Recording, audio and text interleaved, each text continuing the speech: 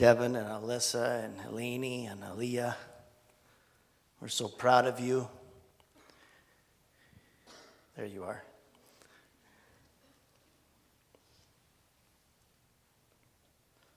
Just want to let you know that our arms are around you, not from this night, but we'll be thinking of you and praying for you as you journey on.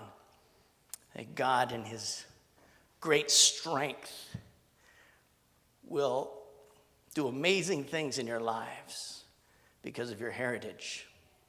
I know that's true. We can believe for that. I want to share a couple of scriptures with you and then share a couple of thoughts. And then we're going to sing some more. Karen shared at the Eichbach's church in Salem, which she helped start 22 months ago, by coming. We don't have that many there, so it's great to have her there. But what a great thing. I love, if your pastor isn't smart or spiritual, it's good that they're lucky. And how lucky I was to think of asking Karen to share at our church. You can find it on our website it's gone viral. It's around the place. And she shared a couple of thoughts that I'm going to re-share with you. I didn't get to be there because I was at the other spot. And I'm thanking Sam Armstrong for taking his phone and setting it on the pew in front of him and videoing her.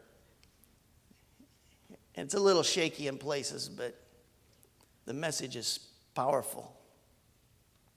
She shared a couple of things that I just picked up on here, and I'm going to read in Acts chapter 4, verse 13. In Acts chapter 4, verse 13, the New Testament church was picking up pace and exploding on the scene. The power of God was unleashed to the world. And ordinary people were speaking, and the power of God was moving, and miracles were happening, and lives were changed. Verse 13 explains a very simple principle that I want us to grasp tonight. When they saw the courage of Peter and John and realized that they were unschooled, ordinary men, they were astonished, and they took note that these men had been with Jesus. You're going to find yourself traveling around this world and going different places, speaking sometimes or communicating or just doing life. It is my prayer, as it was Karen's prayer, that people would know that she had been with Jesus. I want people to know that I've been with Jesus, but for that to happen, I got to be with Jesus. I got to spend some time with him. Karen was good at that. It's a great testimony to me of her life and how important it is to spend time with the Lord. So she shared a couple of things, and I want to share some thoughts out of hers. The first thought is what you focus on will shape you. What you focus on will shape you. She gave an example of people's pets, and she loves dogs. I don't know if you noticed that, but there's a lot of dogs at her house. They're starting to like me, but it took a while.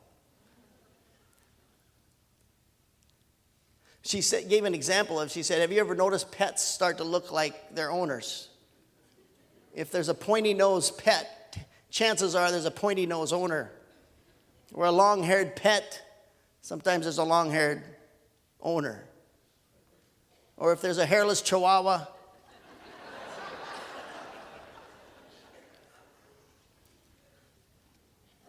moving along. But what she made the example of what you focus on will shape you. It will become what you become. If you focus on Jesus, you'll become more like him. And she said, my goal this year is to read the Bible to become changed and more like Jesus. Simple. That's what I want. I want to be like him. I want that to happen to me. It's not very complicated. She could have focused on cancer, or she could have focused on her losses in life, or different things that have happened to her, but she focused on the Lord. And it shaped her to be like Jesus. A great lesson for us all. Kids, focus on the Lord, because you can focus on what's happened. It's been a horrible thing. I mean, man, you guys, we miss Karen already. I can't even imagine how it is for you guys. But I just want to call you out to focus on Jesus. Let him shape you.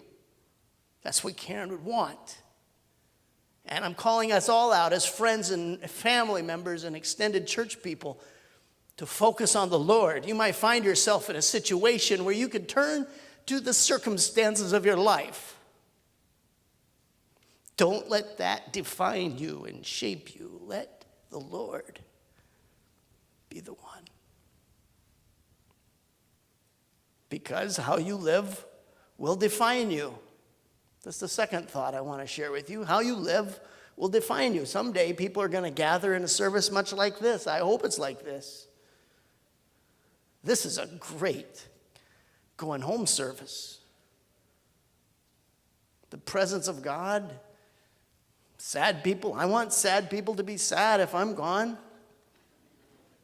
I don't want it all to be party.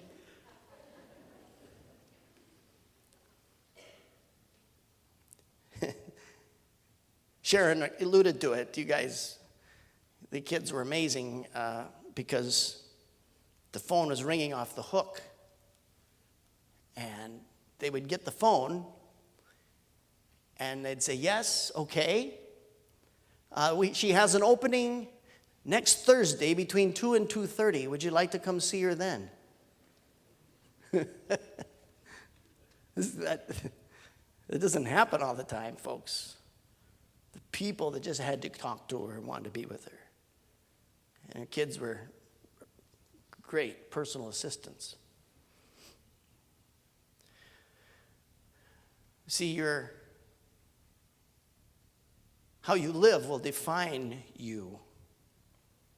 The choices you make, the choice to follow Jesus, the choice to love without judgment, the choice to humble yourself and be real with people and not pretentious, that will define you. And someday people will gather and it'll be a defining moment for your life. And this is a great testimony to a life well lived, to a life that was all that. And someday people will sit and talk about you, and I want to challenge you to let Jesus define your life by your following of him and how you live for him. And thirdly, your worship will be your destiny.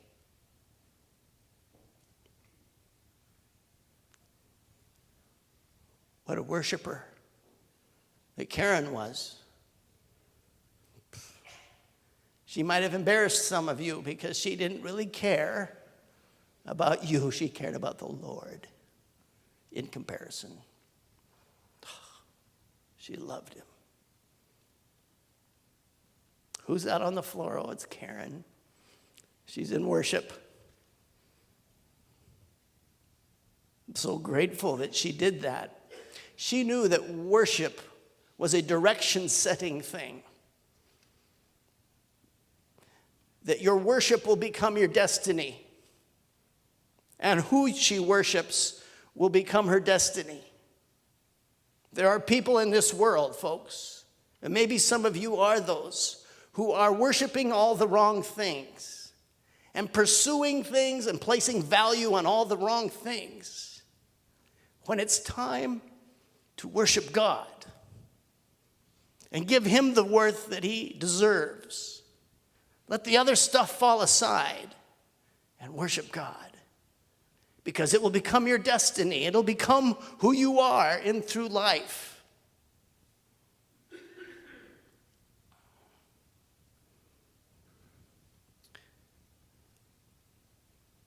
you focus on will shape you, how you live will define you, and your worship will become your destiny. Now, here's the deal. Don't wait to be with Jesus. Don't put it off. He's there for us. I always find it interesting that we quote this verse in Revelations chapter 3, verse 20, where Jesus is standing at the door and said, "Behold, I stand at the door and knock. And if any man hears my voice and let me in, I'll come in and eat with him, do life with him." That was written to Christians. It was written to people who already knew who God was and knew the stories. So it teaches me that there's a level here that we must pay attention to, of letting God in our life beyond just deciding to be a Christian, but to go to a place that's more intimate, opening the door of your life and say, "Jesus, you have my life. You have everything here. Everything I am, I'm yours. I open the door and let you in." And maybe you haven't ever followed Christ. That's how it works. No games. It's not a face you put on or how you dress. It's a heart that opens up to him and says, "Jesus, I want you in my life. I want you in my life, and I want to invite you in."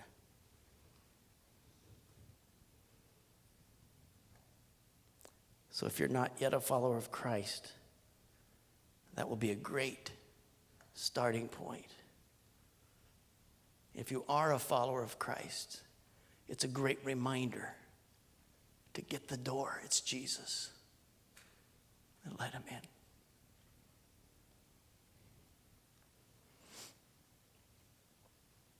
We're going to have a slideshow of Karen's life at this time.